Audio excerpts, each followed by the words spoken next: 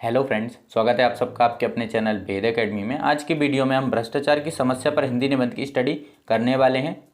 अभी तक हमने हिंदी निबंध पर 4 से 5 वीडियोस बनाई हैं। अगर आपने नहीं देखी हैं तो इस वीडियो के डिस्क्रिप्शन में लिंक डाल दूंगा मैं, आप जाकर सारी वीडियोस देख सकते हैं। और आपने हमारा चैनल अभी तक सब्सक्राइब नहीं किया है तो चैनल भी सब्सक्राइब कर लेना, ताकि जो भी न्यू अपकमिंग वीडियोज़ हैं उनके नोटिफिकेशंस आप तक सबसे पहले पहुंच सकें। देखिए, बोर्ड एग्जाम में सभी बच्चे निबंध लिखते हैं लेकिन सबके अच्छे मार्क्स नहीं आते हैं। तो इस वीडियो में मैं आपको ऐसी ट्रिक बताने वाला हूं, अगर आप उसको फॉलो करेंगे तो आप अपने बोर्ड एग्जाम में हिंदी निबंध लिखने में ज़्यादा से ज़्यादा मार्क्स स्कोर कर पाएंगे। तो इसके लिए आपको वीडियो को एंड तक देखना होगा। तो चलिए वीडियो स्टार्ट करते हैं। सबसे पहले हम रूपरेखा देख लेते हैं। देखिए, रूपरेखा लिखते टाइम आपको एक बात याद रखनी है, जितने पॉइंट की आप रूपरेखा लिख रहे हैं उतने ही पॉइंट की आपको डिटेलिंग करना है। ऐसा नहीं कि आप 6 पॉइंट रूपरेखा में लिख रहे हैं और 4 पॉइंट की आपको डिटेलिंग करना है। तो ये सब चीज़ें आपको अवॉइड करनी है। पहला पॉइंट है हमारा रूपरेखा का प्रस्तावना, दूसरा पॉइंट है हमारे देश में भ्रष्टाचार, तीसरा पॉइंट है भ्रष्टाचार का कारण, चौथा पॉइंट है भ्रष्टाचार का प्रभाव, पांचवा भ्रष्टाचार को रोकने के उपाय और छठवां पॉइंट है हमारा उपसंहार। आप चाहें तो स्क्रीनशॉट्स ले सकते हैं या आप वीडियो को पॉज कर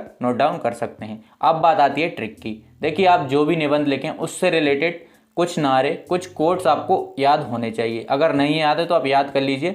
अगर आप ऐसा करेंगे तो आप निबंध लेखन में ज़्यादा से ज़्यादा मार्क्स स्कोर कर पाएंगे, क्योंकि सभी बच्चे ये ट्रिक फॉलो नहीं करते हैं। इससे आपका इंप्रेशन एग्जामिनर की नज़रों में काफ़ी अच्छा जाएगा और आप full out of full marks score कर पाएंगे। तो सबसे पहले हम भ्रष्टाचार से रिलेटेड एक कोट ऐड कर देते हैं, एक नारा ऐड कर देते हैं। भ्रष्टाचार है एक बीमारी, दंडित हो हर भ्रष्टाचारी। देखिए, काफ़ी ज़्यादा इजी है, याद करने में भी आपको प्रॉब्लम नहीं होगी।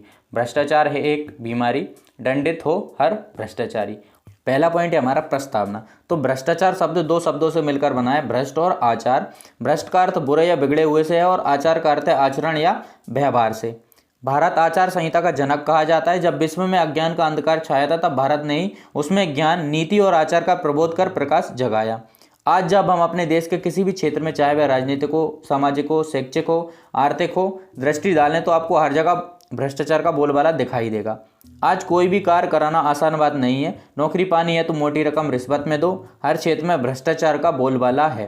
देखिए, आप चाहें तो स्क्रीनशॉट्स ले सकते हैं या आप वीडियो को पॉज करके नोट डाउन कर सकते हैं। उसके बाद हमारा नेक्स्ट पॉइंट है हमारे देश में भ्रष्टाचार। तो हमारे देश में भ्रष्टाचार की समस्या दिन प्रतिदिन विकराल रूप धारण करती जा रही है। यह हमारे समाज और राष्ट्र को गंभीर नुकसान पहुंचा रहा है। हमारे देश और समाज का ऐसा कोई भी क्षेत्र नहीं है जो इसके प्रभाव से अछूता हो। आज समाज, धर्म, संस्कृति, साहित्य, व्यापार, कला, उद्योग, राजनीति, शिक्षा, स्वास्थ्य, चिकित्सा, शासन, प्रशासन सर्वत्र इसकी पहुंच है।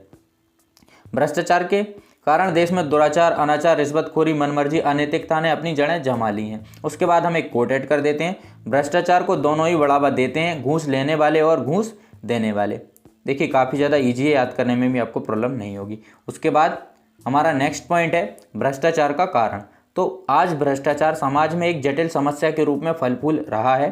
रक्त बीज की भांति जन जन के भीतर उत्पन्न होता जा रहा है। यह सब देखकर यही प्रश्न उठता है कि भ्रष्टाचार का कारण क्या है।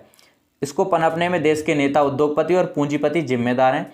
श्रमिकों के घोर परिश्रम की कमाई कर अधिकार उद्योगपति जमा लेता है और उसको केवल उतना ही देता है जिससे वे अपना प्राण धारण किए रहे।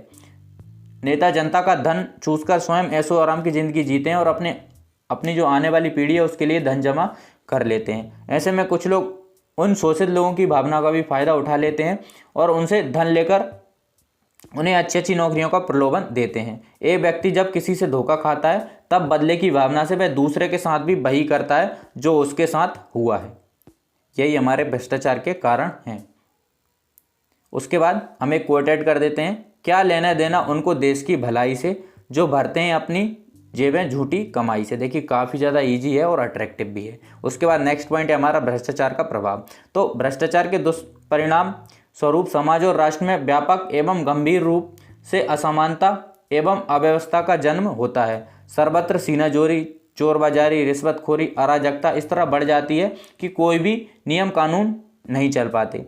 आम जनता में भय, आक्रोश और चिंता, अवसाद में वृद्धि हो जाती है। ईमानदारी, सत्यता और नैतिकता का पालन करने वाले लोग हंसी का पात्र बनते हैं और साथ ही विकास पथ से बहुत पीछे छूट जाते हैं। इसके विपरीत अनाचारी, भ्रष्टाचारी अपने भ्रष्टाचार रूपी व्यापार से दिन दूनी रात चौगनी तरक्की कर लेते हैं। ईमानदार लोगों के हक में चिंता, अवसाद, भय, दो समय की रोटी के लिए संघर्ष बढ़ता जा रहा है। तो ये भ्रष्टाचार के प्रभाव हैं। उसके बाद हम आ जाते हैं नेक्स्ट पॉइंट पर। नेक्स्ट पॉइंट हमारा भ्रष्टाचार को रोकने के उपाय। तो यह एक संक्रामक रोग की तरह फैलता जा रहा है। जैसे संक्रामक रोग एक से दूसरे में फैल जाता है। समाज में विभिन्न स्तरों पर फैले भ्रष्टाचार को रोकने के लिए कठोर कदम उठाने की आवश्यकता है। आज भ्रष्टाचार की स्थिति यह है कि व्यक्ति रिश्वत के मामले में पकड़ा जाता है और रिश्वत देकर ही छूट जाता है। देखिए काफ़ी ज़्यादा गंभीर समस्या है। देखिए कोई भी अगर आदमी रिश्वत लेते हुए पकड़ा जाता है तो वो रिश्वत देकर छूट भी जाता है। तो रिश्वत इस तरीके से बढ़ रहा है। जब तक इस अपराध के लिए कड़ा दंड नहीं दिया जाएगा तब तक यह बीमारी दीमक की तरह देश को कहीं का नहीं छोड़ेगी या पूरी तरीके से निगल जाएगी। लोगों को खुद अपनी जिम्मेदारी समझनी होगी। उसके बाद हम फिर से एक कोट ऐड कर देते हैं। देश को भ्रष्टाचार मुक्त और खूबसूरत बनाना है तो 3 लोग अहम भूमिका निभाएंगे, माता पिता और शिक्षक। देखिए ये कथन जो है वो APJ अब्दुल कलाम जी ने कहा था कि देश को भ्रष्टाचार मुक्त और खूबसूरत बनाना है तो 3 लोग अहम भूमिका निभाएंगे, माता पिता और शिक्षक। उसके बाद हमारा नेक्स्ट पॉइंट आ जाता है उपसंहार। तो भ्रष्टाचार के समाधान के लिए आम जन समुदाय को जागृत एवं शिक्षित होना होगा। इसका सामना व्यक्तिगत रूप से न कर सामूहिक एवं संगठित रूप से करना होगा। संविधान में भ्रष्टाचार के दोषियों के लिए जो दंड के प्रावधान है, शासन तंत्र को कड़ाई से उनका पालन करना होगा। कहते हैं यदि सुबह का भूला शाम को घर वापस लौट आए तो उसे हम भूला नहीं कहते। इसी तरह पहले हम चाहे कैसे भी रहे हों, किंतु आज से ही यदि हम अपने सुधार का संकल्प ले लें तो भ्रष्टाचार अपने आप ही खत्म हो जाएगा। देखिए ये हमारा उपसंहार है। उसके बाद फिर से हम एक कोट ऐड कर देते हैं, एक नारा ऐड कर देते हैं। रिश्वत लेना और देना पाप है, यही है भ्रष्टाचार की शुरुआत। रिश्वत लेना और देना पाप है, यही भ्रष्टाचार की शुरुआत है। आई होप आपको वीडियो पसंद आई होगी। अगर आपको वीडियो पसंद आई तो वीडियो को लाइक शेयर एंड चैनल को सब्सक्राइब जरूर करें। एंड तक हमारे साथ बने रहने के लिए धन्यवाद।